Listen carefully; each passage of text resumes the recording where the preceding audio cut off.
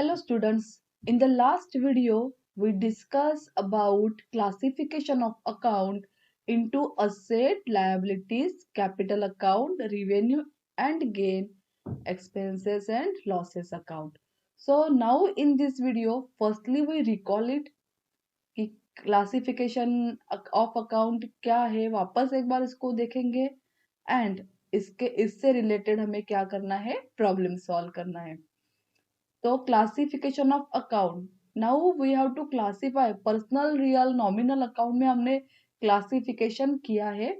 Now we have to learn how to classify accounts into asset, liabilities, capital, revenue and gain means income and gain, expenses and losses account. So asset, as I told you, asset means what? An item of property owned by a owner or businessman. तो asset में fixed asset आते हैं, current asset आते हैं, intangible asset आते हैं। तो इसमें देखो असेट के एग्जांपल्स दिए हैं। तो जो भी फिक्स असेट है, करंट असेट है, इंटेंजिबल असेट है, वो सारे असेट के हेडिंग में आएंगे। जैसे कि मशीनरी है, बिल्डिंग है, गुडविल है, ट्रेडमार्क है, पेटेंट है, फर्नीचर है, व्हीकल है, कैश इन हैंड है, कैश एट बैंक है, डेटर है, ये सारे असेट के हेडिंग में आएंगे। Then liabilities account, liabilities means what? Liability means legally responsibility. आप when you are legally responsible to pay something, आप लीगली रिस्पॉन्सिबल हो पेमेंट करने के लिए, तो वो आपकी क्या है? लायबिलिटीज है।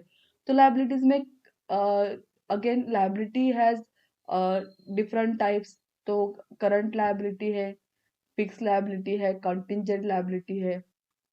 तो इसमें क्रेडिटर आएगा, बैंक ओवरड्राफ्ट आएगा, बैंक लोन आएगा, आउटस्टैंडिंग एक्सपेंसेस आएंगे, ये सारे लायबिलिटीज के हेडिंग में आएंगे। Then capital account, capital account means जो भी पर्सन का कैपिटल है, वो सारे पर्सन के कैपिटल अकाउंट के हेडिंग में आएंगे। और अगर कहीं ट्रेडर है तो वो भी कहाँ पे आएगा? कैपिटल अकाउंट के हेडिंग में आएगा। Revenue and gain, revenue and gain means income and gain. तो जो इनकम आपको मिला है वो, या जो प्रॉफिट आपको मिला है, वो सारा रिवेन्यू एंड गेन के हेडिंग में आएगा। Revenue and gain means, I repeat, income and gain. तो कमीशन रिसीव्ड है, डिविडेंड रिसीव्ड है, रेंट रिसीव्ड है, इंटरेस्ट रिसीव्ड है, डिस्काउंट रिसीव्ड है, हाँ, profit on sale of machinery, या प्रॉफिट अगर आपको कहीं से मिल रहा है, तो वो सारा इनकम एंड गेन के हेडिंग में आएगा। देन एक्सपेंसेस एंड लॉसेस, जितने भी आपके एक्सपेंसेस है, सैलरी पे किया आपने, जो भी पेमेंट किया है, पेड हो गया, तो वो एक्सपेंसेस है। लॉसेस है, loss by theft, loss by fire, तो ये लॉसेस है। जैसे एक्सपेंसेस है, वेजेस है, ऑडिट फीस है, प्रिंटिंग एंड स्टेशनरी है, एडवर्टाइजमेंट है, तो ये सारे एक्सपेंसेस है। ये सारे एक्सपेंसेस एंड लॉसेस के हेडिंग में आएंगे। तो यहाँ पे हमने क्लासिफिकेशन ऑफ अकाउंट देखा है, लास्ट वीडियो में भी सीखा है। Now we are going to solve the problem on the basis of classification of account. Now see the problem. Classify the following accounts into asset, liabilities, income, expenditure and capital. तो यहाँ पे हमें accounts दिए हैं, तो वो हमें classify करने हैं asset, liabilities, income, expenditure and capital में। तो मैंने एक कॉलम यहाँ पे से चार्ट बना लिया है। मैंने असेट का column, liabilities, income and gain, expenses and losses, capital, ऐसे बना लिया है मैंने। तो इसमें हमें क्या करना है? अकाउंट्स जो है वो क्लासिफाई करने हैं। So see the first number, land and building. So land and building, it is one kind of property. तो नेचुरली लैंड एंड बिल्डिंग कहाँ पे जाएगा? असेट के कॉलम में जाएगा, असेट के हेडिंग में जाएगा। So write first in asset land and building. Okay, land and building हो गया। Now see the next, interest received. जो भी आपको पेमेंट आ रहा है, आपने पेमेंट रिसीव्ड किया है, तो नेचुरली वो इनकम है।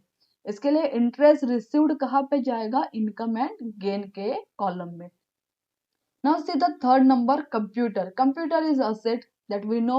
So computer कहाँ जाएगा? asset में।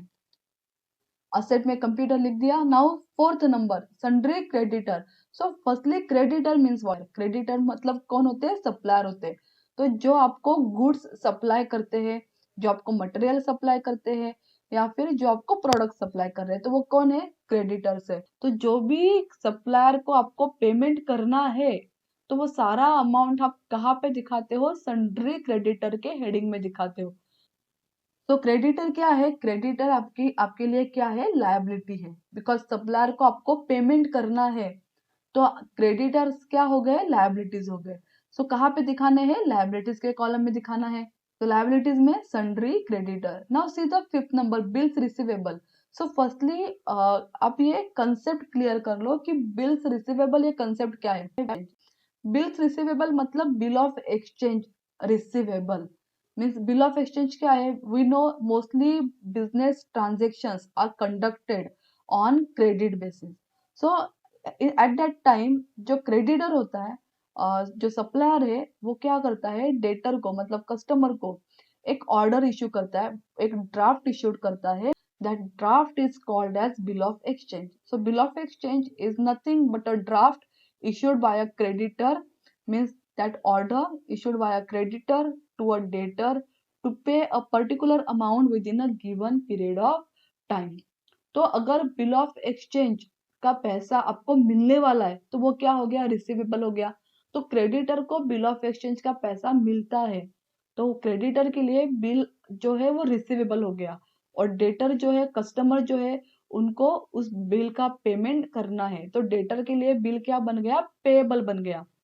तो अगर बिल रिसीवेबल है तो इसका मतलब क्या है कि बिल का पेमेंट, बिल ऑफ एक्सचेंज का पेमेंट आपको मिलेगा, but you will get that money in a future date. आपको फ्यूचर में वो पेमेंट मिलेगा। तो ये रिसीवेबल है, मतलब पेमेंट अभी मिला नहीं है, पैसा अभी मिला नहीं है, वो मिलेगा इन फ्यूचर। तो जो भी आपको पेमेंट मिलेगा वो सारा आपके लिए क्या है? असेट है। तो नेचुरली बिल्स रिसीवेबल जो है वो कहाँ पे जाएगा? असेट में जाएगा। तो हम कहाँ दिखाएंगे? असेट में दिखाएंगे इसको। तो बिल रिसीवेबल असेट में।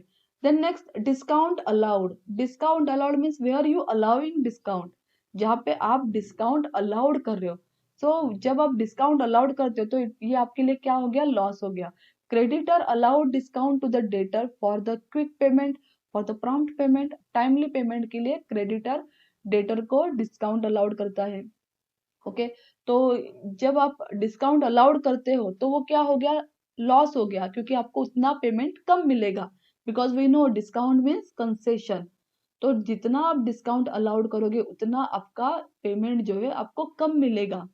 So naturally when you allowing discount, जब डिस्काउंट अलाउड है तो वो क्या हो गया? लॉस हो गया। तो कहाँ दिखाएंगे? एक्सपेंसेस एंड लॉसेस के हेडिंग में।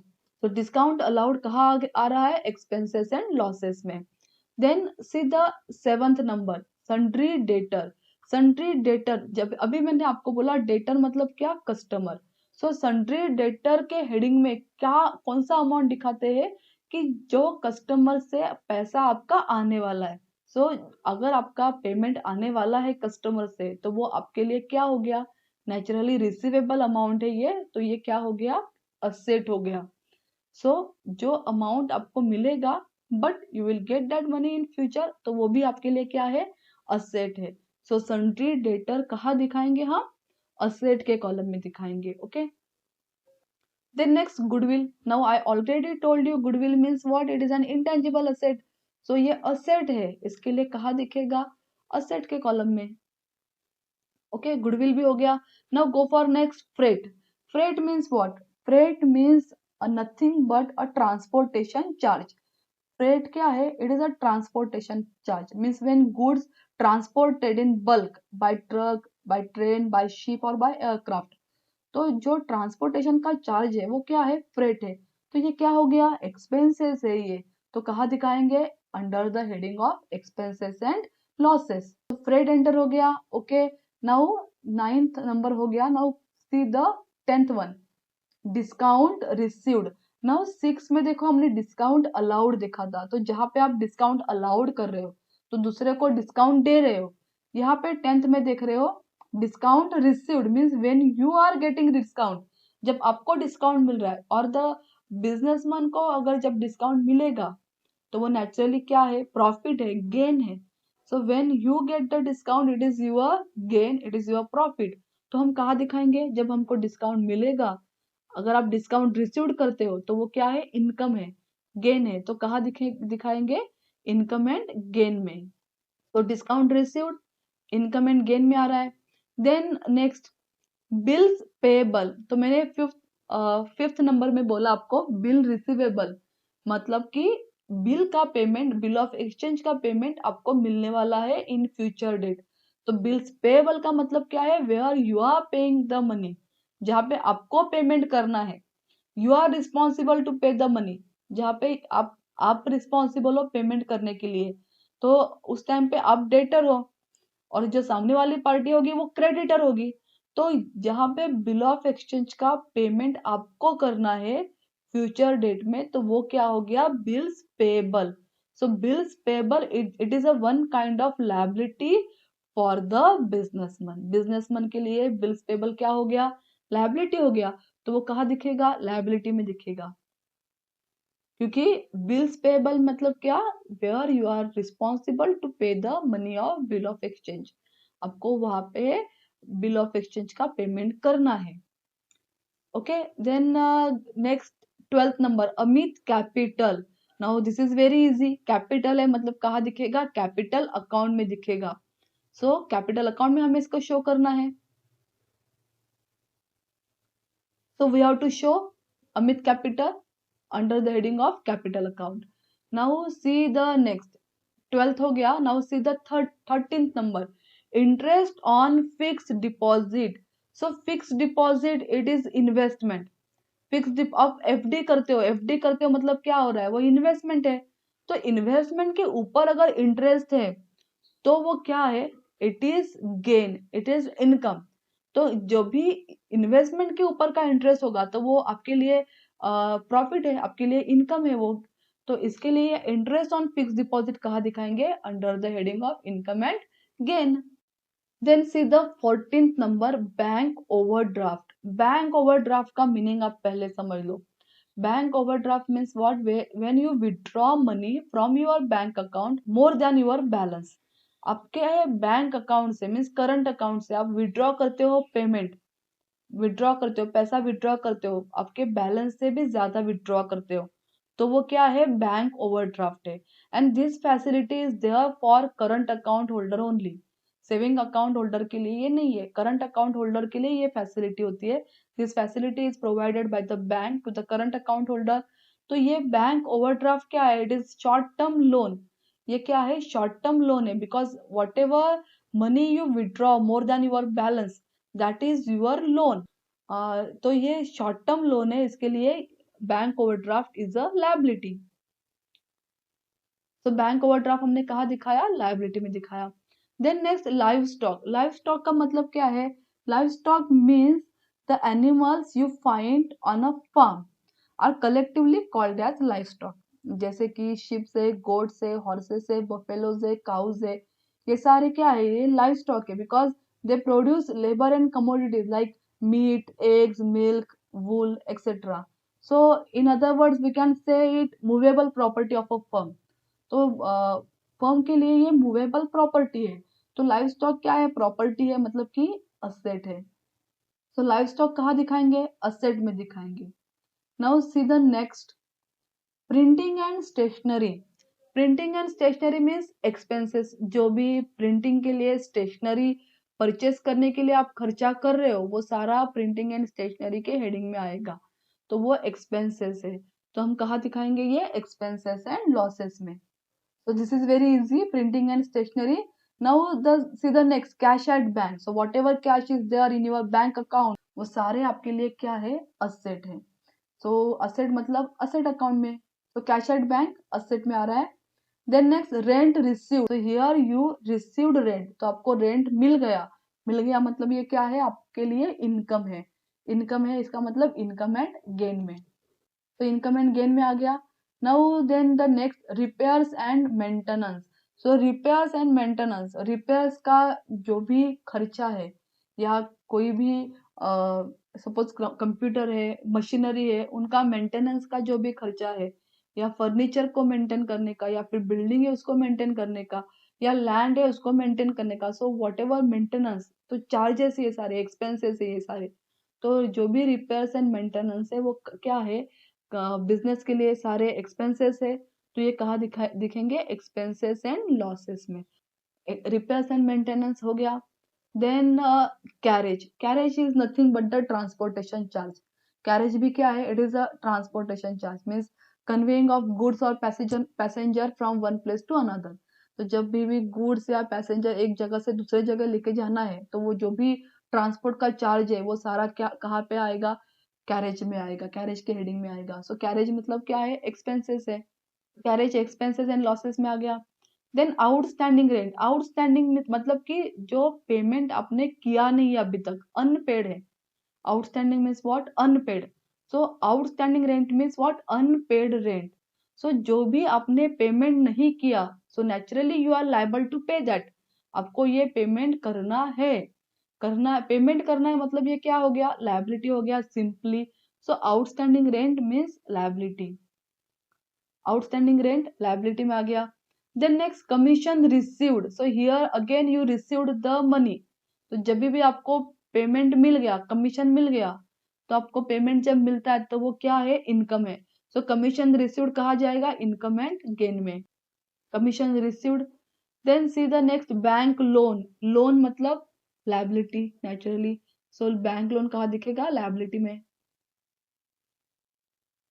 Electricity bill, electricity bill means electricity का टोटल बिल का खर्चा, तो एक्सपेंसेस है ये, तो कहाँ दिखेंगे, एक्सपेंसेस एंड लॉसेस में।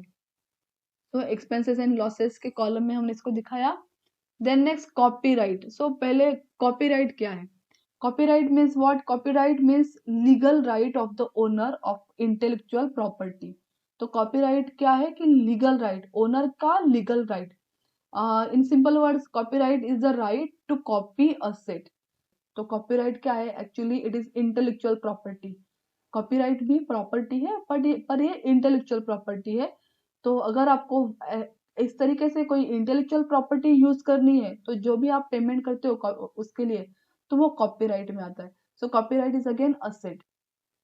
तो ये सारा हमने कर लिया 25। आई होप कि आपको ये क्लियर हुआ होगा